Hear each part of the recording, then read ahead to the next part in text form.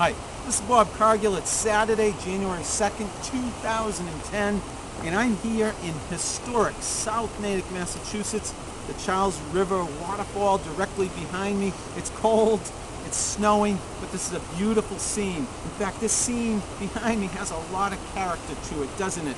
And that's what we're going to talk about this afternoon.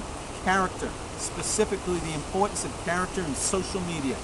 By now, most people involved in marketing, advertising, and PR have put aside any skepticism they may have had about social media and are using such online communication vehicles as blogs, Twitter, Facebook, YouTube to reach out to and engage with others.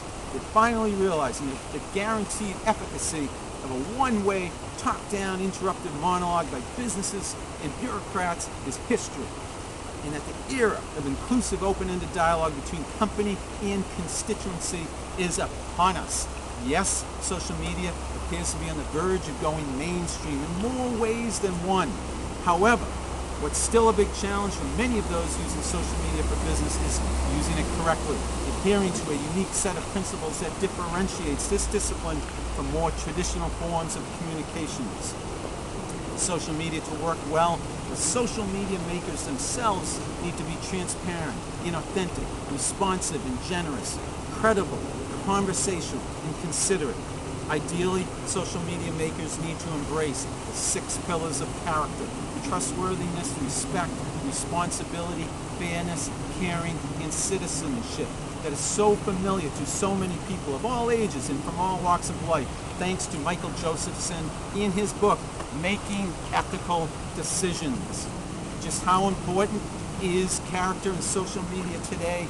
Very important, in my opinion. Here are my thoughts about the 6 pillars of character and how each of them pertains to the different ways we carry ourselves in this newfangled world of social media communications. Number 1, trustworthiness. The most successful social media practitioners are those who are trusted by their friends, followers, and fans, those who can be counted on for leadership and support, people who are looked up to as the real deal. And trust doesn't come overnight either. Trust comes from having experience and expertise, from being available to others when they need you. Trust comes from sharing plenty of good information on a regular basis. Trust comes to only those who have earned it by demonstrating honesty, loyalty, and living up to their word. Number 2, respect. Giving respect is important as getting respect in social media. You can't have one without the other. Mind your manners when you tweet. Be courteous, even deferential. The more sensitive and supportive you are of others on Twitter, Facebook, and in the blogosphere, the more likely those very same people will pay attention to you. Number 3, responsibility. Ideally, a brand's social media presence is akin to its eyes, ears, and voice online. So, needless to say, the people behind those activities assume a great deal of responsibility. Social media practitioners not only need to be accountable for the accuracy and quality of the content they disseminate, they also need to be able to exercise good judgment. They need to pause before they post and always be mindful of the consequences of their social media updates. Number 4, fairness. From the get-go, what I've especially liked about social media is the fact that it levels the playing field among brands of all shapes and sizes. It's an equal opportunity environment in which those who are willing to work above and beyond will invariably come out on top. It's true whether you're a sole proprietor or a multinational conglomerate. The same rules of engagement apply. It pays to be a good sport. Number 5, caring. How can I demonstrate to others how much I care about them in 140 characters or less? What can I do to show my appreciation for my colleagues, contacts, and constituents, those who are interested in what I have to say about my area of expertise?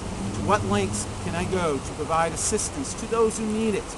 Those are just some of the questions you should be asking yourself before you dip your toes in the social media waters. After all, anyone who's only in it for themselves will either get called out for being selfish or simply ignored in social media. Finally, number 6, citizenship. I've always felt employees, whatever they do for work, should be encouraged, if not required, to contribute in some way, shape, or form to the industries in which they earn their livelihood. To excel on the job is one thing, but if you ask me, to share some of your time and expertise outside of the office is the real gauge of your character. That's how you experience exponential growth as a person and professional. Those who are active in social media are good corporate citizens, people who understand the value of being involved in the business world at large, opinion leaders and community builders who are looked up to and admired by a vast number of peers. This is Bob Cargill coming to you from South Natick, Massachusetts, and this has been one of my blog posts on video. Thank you for watching.